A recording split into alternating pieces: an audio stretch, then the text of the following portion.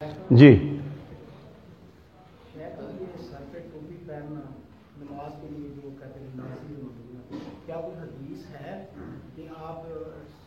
ٹھیک، سوال آ گیا جی. سوال ہے ان کا کہ رسول اللہ صلی اللہ علیہ وسلم سے کیا کوئی ایسی حدیث ہے کہ سر پہ ٹوپی رکھ کر نماز پڑھو؟ ایسی کوئی حدیث نہیں ہے، اور ایسی بھی کوئی حدیث نہیں ہے کہ ٹوپی اتار کر نماز پڑھو.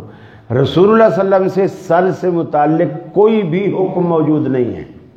آپ نے صحابہ سے اتنا کہا اللہ تعالیٰ تم پر وسعت کرے تو 2 کپڑوں میں نماز پڑھو، اللہ تم پر تنگی کرے تو 1 کپڑے میں نماز پڑھو. وسعت کے زمانے میں بھی 2 کپڑے ہیں. حضرت عمر سے پوچھا گیا 2 کپڑوں سے کیا مراد ہے؟ انہوں نے کہا جیسے شلوار اور قمیض، کرتا اور پاجامہ، یعنی اوپر کی ردا اور نیچے کی جو تہبند ہے وہ ردا، اور اوپر ڈالنے والی چادر، یعنی 2 کپڑے گنے. تیسرا جو ٹوپی ہے اس کو، پگڑی کو، ٹوپی کو شمار نہیں کیا. اس سے نہ ثواب نماز میں بڑھتا ہے اور نہ اتارنے سے ثواب نماز میں گھٹتا ہے.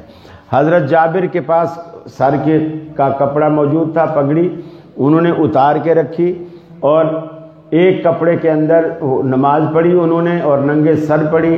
برابر میں جو صحابی بیٹھا تھا وہ غصے میں تھا.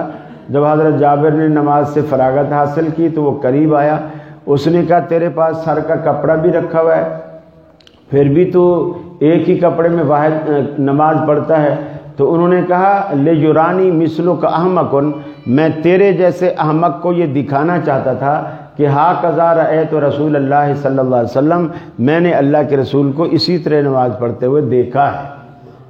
اچھا، اور سب سے بڑی بات یہ ہے کہ لوگ کہتے ہیں کہ جی یہ ادب ہے، احترام ہے، اللہ کے دربار میں بندہ کھڑے ہو، اور ان کا ادب دیکھو. وہ چٹائی کی پرانے زمانے میں ٹوپیاں ہوتی تھی، آج کل ان کی جگہ پلاسٹک کی ٹوپیاں آ گئی ہیں. مسجد کے کونے میں ایک ٹوکری رکھی ہوئی ہوتی ہے، اس میں وہ ٹوپیاں ہری، پیلی، نیلی، سفید وہ رکھی ہوتی ہیں، اور کوئی یہاں سے پھٹی ہوئی، کوئی یہاں سے پھٹی ہوئی.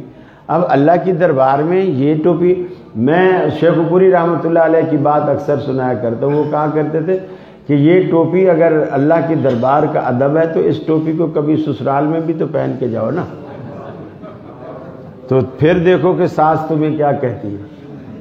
تو یہ ادب نہیں ہے، اور نہ ہی یہ بیوٹی ہے، اور نہ ہی یہ خوبصورتی ہے. اور دوسری بات کہ اگر سر ننگا رکھنا بے ادبی ہوتا نا، اگر سر ننگا رکھنا بے ادبی ہوتا تو اللہ تعالیٰ حاجی کو اپنے گھر میں بیت اللہ میں کبھی ننگے سر نہیں بلاتا، کبھی ننگے سر نہیں بلاتا. تو ہر حاجی ننگے سر اللہ کے دربار میں جاتا، بلکہ ٹینڈ بھی کراتا ہے. تو اصل جو چیز ہے، اللہ تعالیٰ کو بندے کی عاجزی انکساری پسند ہے. اور جہاں تک زینت کا تعلق ہے کہ خذوا زینتکم عند کل مسجد، تو زینت میں سمجھتا ہوں ٹوپی میں اتنی زینت نہیں ہے جتنی زلفوں میں زینت ہے. دنیا کے جتنے بڑے بڑے شعراء گزرے ہیں، اردو کے ہوں، فارسی کے ہوں، عربی کے ہوں، آپ دیکھیں کہ کسی بھی شاعر نے اپنے کسی محبوب کی ٹوپی یا پگڑی کی، مجھے نہیں لگتا کسی نے تعریف کی ہو. جس نے بھی تعریف کی ہے زلفوں کی تعریف.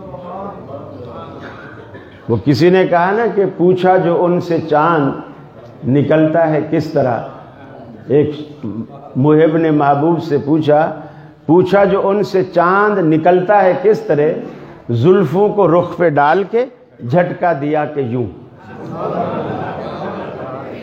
اس کی جو زلفیں تھی اس نے پہلے آگے منہ پہ ڈالی، گویا اس کا فیس زلفوں کے پیچھے چھپ گیا، پھر اس کو جھٹکا دیا، زلف پیچھے کی، اندر سے منہ نکالا، گویا یوں چاند نکلتا ہے. ہم ہوئے، تم ہوئے کہ میر ہوئے، یہ ساجد میر صاحب نہیں ہیں، یہ میر تقی میر ہے.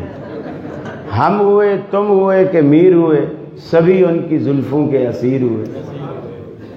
تو پگڑی کا اسیر تو میں نے نہیں دیکھا آج تک، سب زلفوں کے اسیر.